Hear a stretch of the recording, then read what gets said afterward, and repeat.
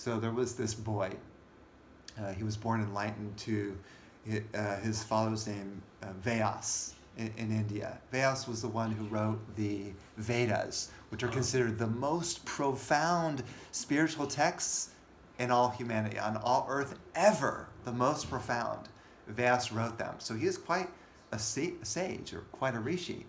And his son was born pure and enlightened. And his name was Sukadeva. It's just Suk means happiness. For no reason. Happiness, right? Sukadeva. So Suk asked his father, he said, how can you be in the world and be enlightened? There's so many things to do, so many distractions. How can you be in the world and enlightened? And his father said, well, you have to concentrate and focus and meditate and just keep practicing and you'll get there. And Sukadeva says, since it was his father, come on, I want a real answer. His father was a great sage.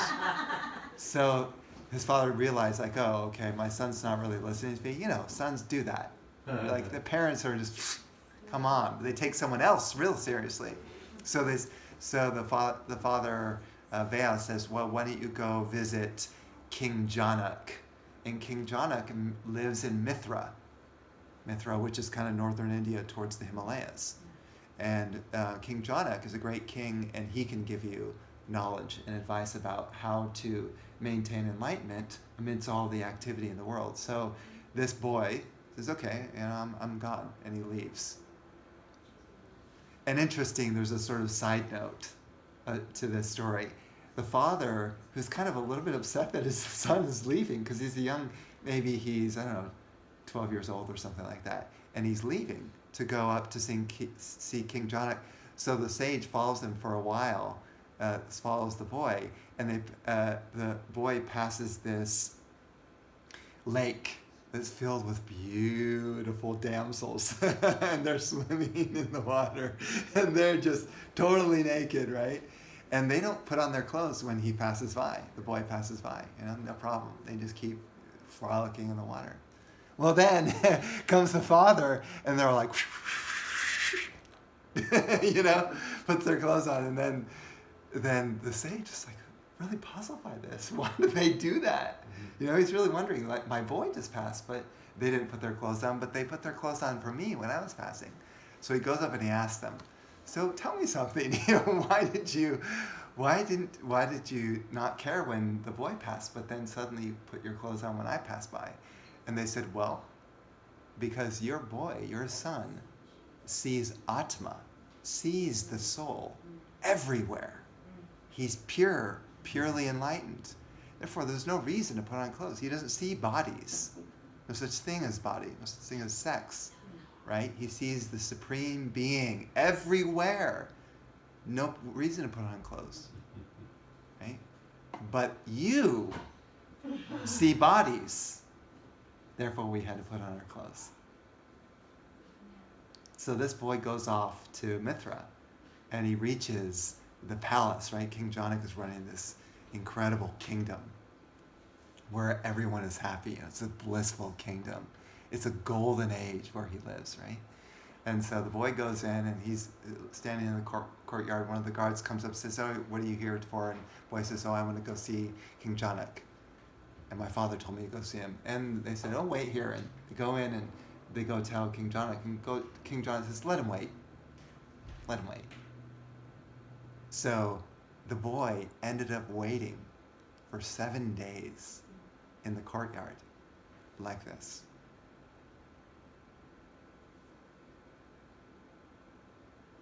Completely at peace. Not even a single ounce of reaction. Waiting patiently. And after 7 days, King Janak thinks to himself, wow. Wow, this is phenomenal. Like, this boy has fasted for 7 days. He's fasted for 3 days. And I mean, it's unbelievable, right? I think at least 3 days. And so they finally lets him into the inner chamber to see King Janak. And the boy comes up to the great king and says, so I have a question for you. And King Janak looks at the boy and says, what question do you have for me? You're an illumined being. You're amazing. How could you have any questions? He says, well, I do. I have some doubt. He said, how do you maintain illumination, enlightenment amongst a busy world, running an entire kingdom? King Janak says, okay, I will give you an answer. First, come with me. I want to show you the kingdom, my kingdom. And then he said, and he lit this torch, like a kind of torch candle. He said, I'm going to place this on your head, and we're going to walk around the kingdom, and if this, during our trip through the kingdom, if this candle or if this torch falls off your head, my guards will chop off your head. And he says, the boy says, so be it. And so he's following King Janak around with this candle balanced on top of his head. And he's showing the entire kingdom and how beautiful, so many golden walls, palaces. It's like what do they call it? A Shangri-La. So beautiful. A very fancy complex. It is. I mean, and everyone is so happy. And so after they get back to the courtyard, and they get back to the courtyard, and King Janak looks at the boy and says, so how was it? How was your trip? How did you like my kingdom? Wasn't it fantastic? And the boy looks at him and says, I did not see a thing. And it's true. I said, well, why not? Well, because I had every ounce of my attention focused on this, holding this candle on my head.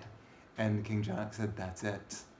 That's how you maintain the truth and awareness, is you must have all of your attention on the soul constantly, just as you did as you walked through that kingdom.